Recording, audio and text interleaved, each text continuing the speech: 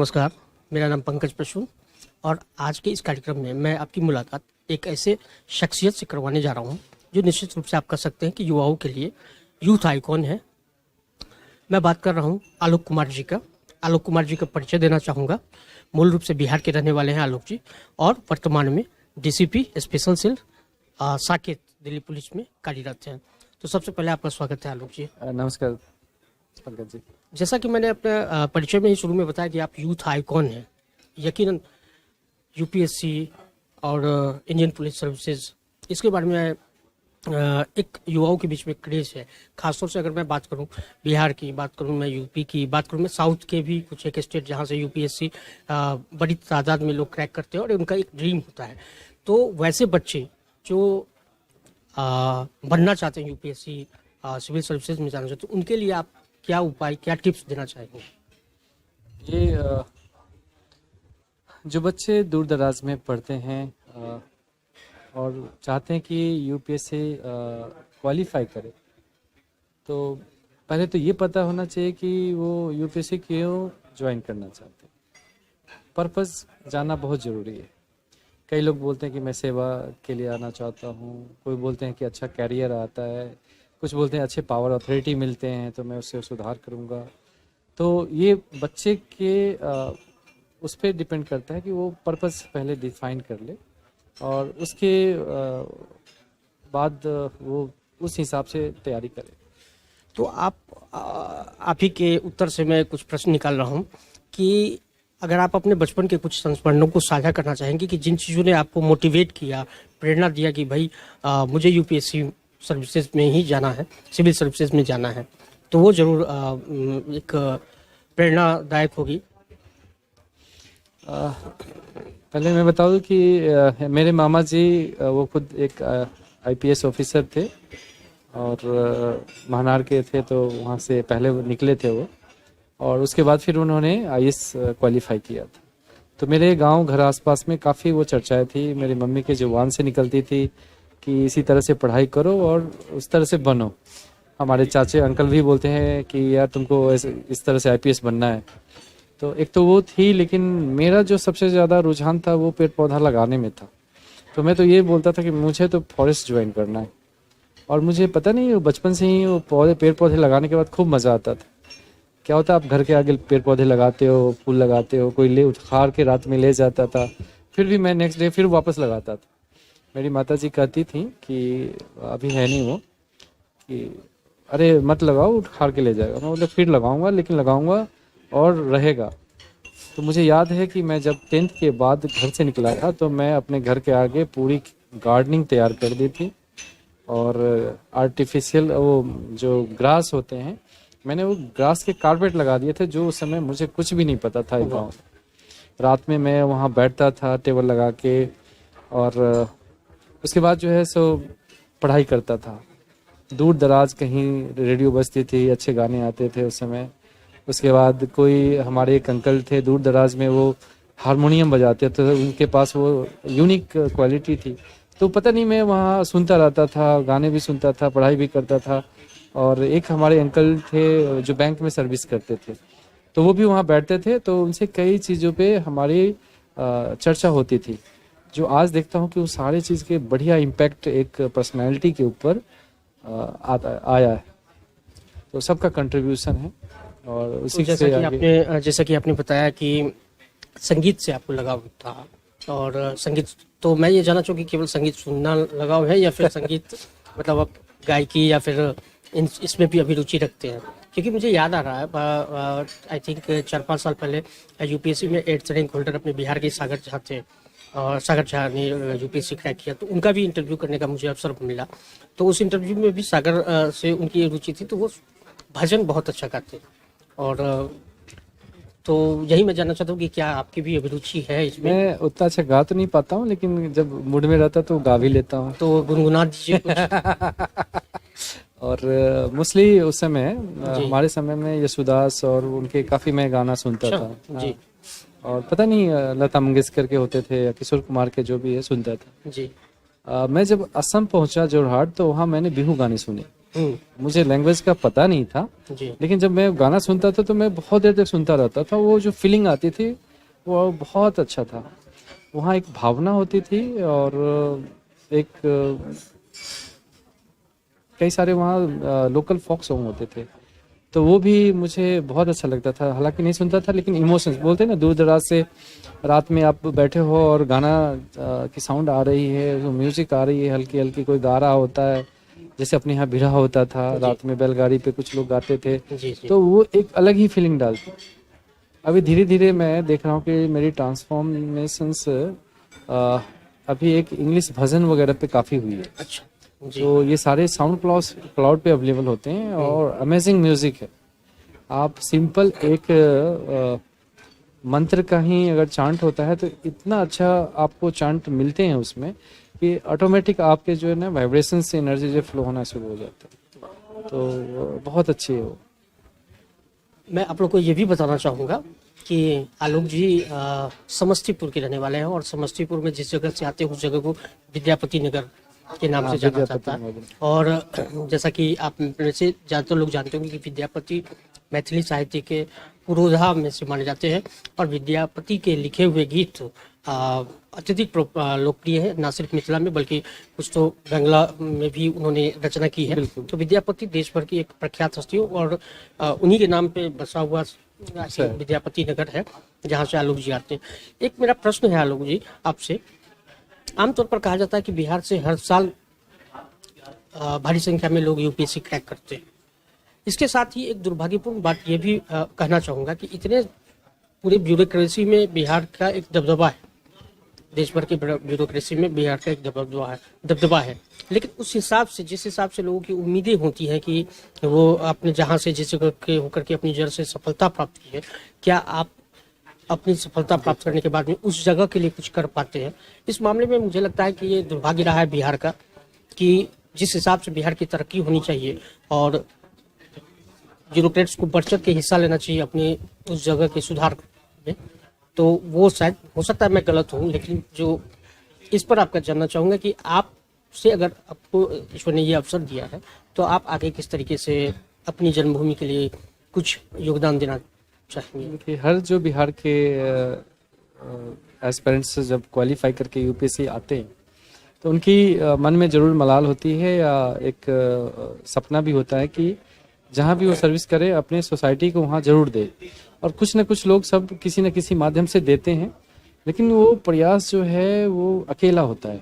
सब लोग अपने अपने कर रहे होते हैं, मिल गए तो कर दिया, नहीं तो ब्यूरोक्रेसी में आने के बाद इतना बिजी लाइफ हो जाता है कि फिर उधर ध्यान ही नहीं जाता है।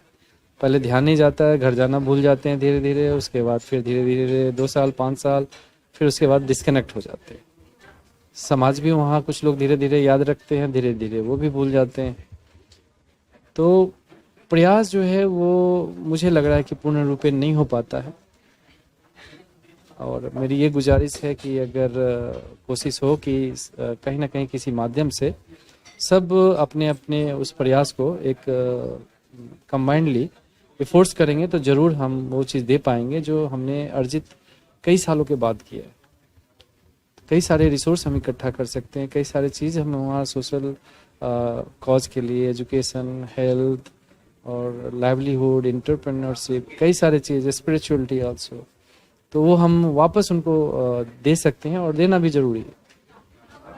अच्छा, जहाँ तक मुझे जानकारी मिली है कि आप एनजीओ के माध्यम से और शायद ब्लिस फाउंडेशन के माध्यम से भी आप बिहार में कुछ रचनात्मक कार्य कर रहे हैं, समाज को बेहतर देने का प्रयास कर रहे हैं, तो उस संस्था के बारे में मैं मतलब आपसे जानना चाहूँगा कि क्या है उस संस्था का मिशन और किन तरीकों से आप चाहते हैं कि बिहार में अपने स्तर से बदलाव लाया जा सके, सकारात्मक बदलाव।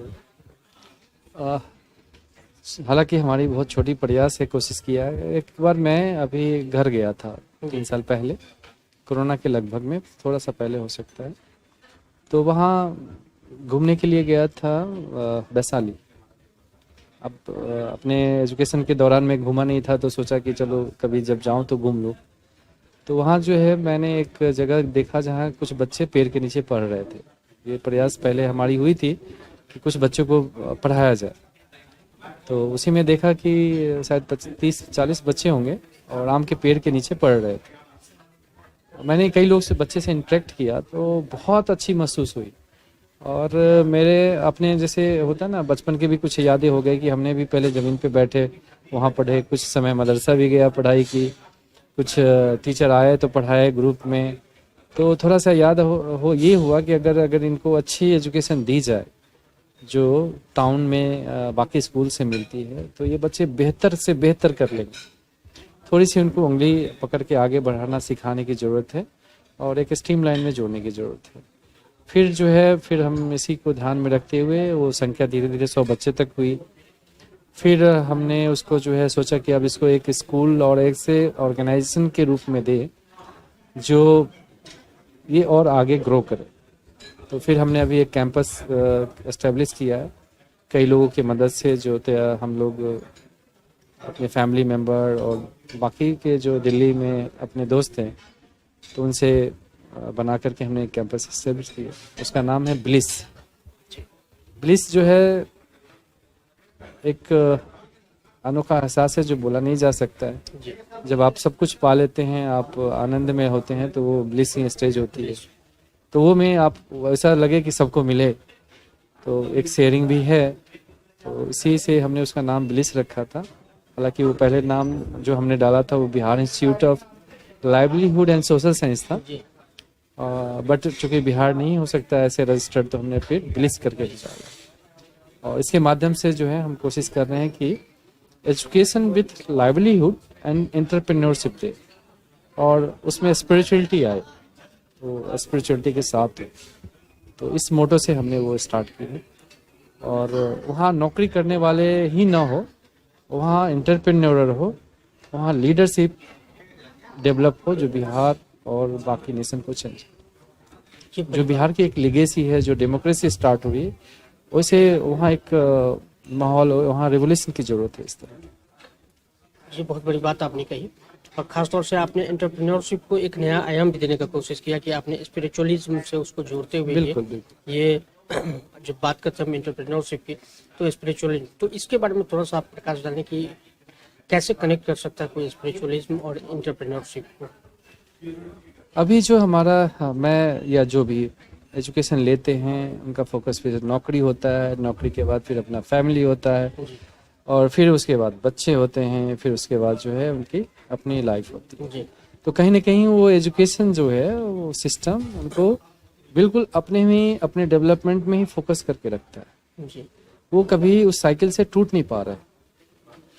मेरा ये प्रयास है कि ये हम ऐसे, चूंकि ये चैरिटी ट्रस्ट बेस और लोगों की मदद से, शेयरिंग बेस से चल रही है, तो बच्चे में भी वो भावना आए कि हमने किसी वजह से, किसी की बदौलत और किसी के सहयोग से हम पढ़ाई की, हम वो एंटरप्रेन्योरशिप उससे स्केल पे आए, हमें यहाँ मदद मिली है, तो और भी लोगों को नौकरी दे, पढ़ाए, वहाँ उसको और ग्रो करे साथ में, और वो भी शेयरिंग में करे। किसी हम जैसे मुझे मिला वैसे बाकी लोग को भी बेनिफिट करे।